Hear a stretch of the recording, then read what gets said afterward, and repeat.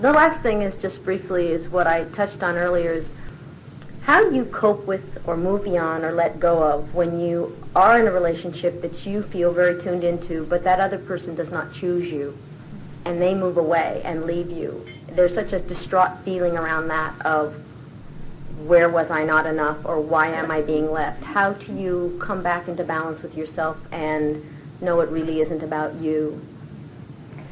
Well, it's helpful if you can come into alignment about your understanding of attraction before you come to such a sensitive issue that shines a light on your sense of self-worth.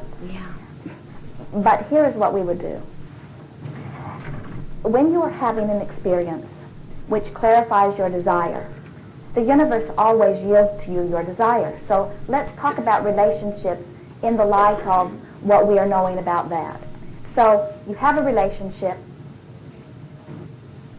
Through your exposure to it, something happens, and now you are feeling stronger desire than you have felt before. Ah, yeah. As you feel this stronger desire than you have ever felt before, the universe is now answering that desire. So now the question is, are you letting it in or not?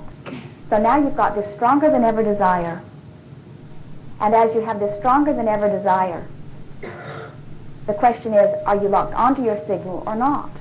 So you say, how did I fail? Off the signal. You say, Gotcha. What went wrong? You're off the signal. So now this relationship has actually helped you to identify a stronger than ever desire. So now you have a stronger than ever desire.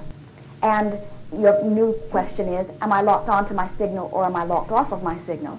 And then you say, again, what went wrong, or has he gone to another, Yes. or what should I have done differently? And now, even though you have the potential of much greater satisfaction than you've ever had in your life, you are still going back and reliving and trying to figure out what's wrong. So the question is, what do I do about it now? In other words, once something has happened, of course you're going to take your hit.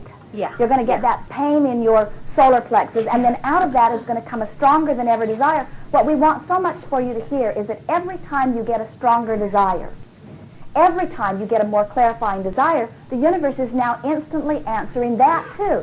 So let's again recap about those three parts to this. The first part is the asking. That relationship, whatever happened, puts you in the place of clear asking. Oh, yes. The universe is always answering, so now your work is to lock onto the signal. So beating up on yourself or beating up on the other just holds you in the locked-in mode. Right. The thing that so many of you are forgetting, you keep thinking that when you want something and when it manifests, then that is the end. In other words, this is a done thing. Sometimes we will ask a group, what is your desire? And they will say, oh, I don't want that, and I don't want that, and I don't want that, and I don't want that, because I've already got that. And we say, so you think that once the manifestation has occurred, that then the desire ceases? It doesn't. The desire must continue to be there in order to propagate the maintenance or even expansion of anything, you see.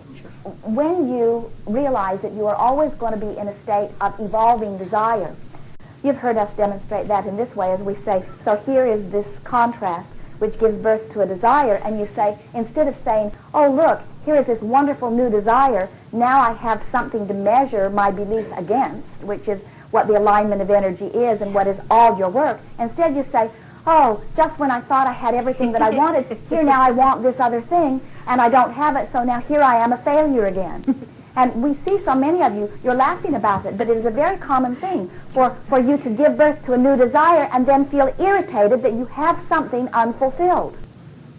How wonderful it is to have something unfulfilled, because you have this new target to now measure your, which means you are going to expand as you must bring your energy to match that. Yeah, and so we say to you, your future experience will be far more than any experience that you've ever had. Sometimes, especially about relationships, you'll say, well, my relationship was good in the beginning, and I had hoped that it would be wonderful, but it wasn't. It fizzled into disaster, and now we're not together anymore, and now I'm in pain. And we say, oh, you are in a much better place than you know, because your desire is sharper, you're asking more clearly, the universe is still answering. If you'll let it in, what will come now as a result of this experience will be far more excellent than anything that you could have lived otherwise, you see. I love it. So then you say, oh, well then it wasn't a bad experience, locked off. It was a good experience, locked on. I'm not a failure, locked off. I'm expanding, locked on. I don't hate this other person, locked off. I've received clarity and benefit, locked on. I didn't do something wrong, locked off. I'm always evolving. So you've heard us ask on many occasions, so now what are you doing about it? In other words, it doesn't matter what you've lived before. It doesn't matter what's caused this point of attraction to be what it is. The only thing that matters is where you are right now. And the only thing that matters within that is what's happening with your desire and what's happening with your allowing. Here you stand right here and now where all of your power is, and you've got two factors that you've got to bring into alignment. One is your desire, and the other is your belief or expectation. Therein lies your work. It will always be. What so many people are saying is, well, if I just had the perfect partner, then when I observe the perfect partner, then I would feel good. And we say, if you had the perfect partner today, your relationship would be dead-ended tomorrow, because without something that causes either one of you or both of you to reach for something more, you cannot stand still. And if you are not reaching for more things that you are wanting, then you are nitpicking about what's going wrong. And that's what happens with most relationships. They stand right where they are and they say, well, I don't really like that. And that, I don't really like that. And I don't really like that either. And I don't like that either. And then they say, what's happened to us? What's happened to us? Why aren't we in love like we used to be? And we say, you killed your love one negative thing at a time by acclimating to the lowest common denominator rather than reaching for the new, you see. Part of you wants to take the existing relationship and turn it into the perfect relationship. And you can do that if you have enough patience, but it's often the hard way of going about it, because often you attracted that person to you when you were a different person than you now are too, you see. Oh, yeah. And so we would say to all of our love partners, I want to free you to allow law of attraction to manage your vibration and bring you to the very best place, and I would like to free me to the same.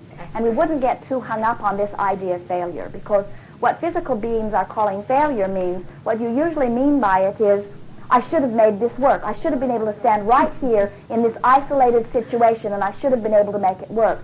And we say, why would you when you have this huge buffet? Now, we're not just talking about relationships, we're talking about all things.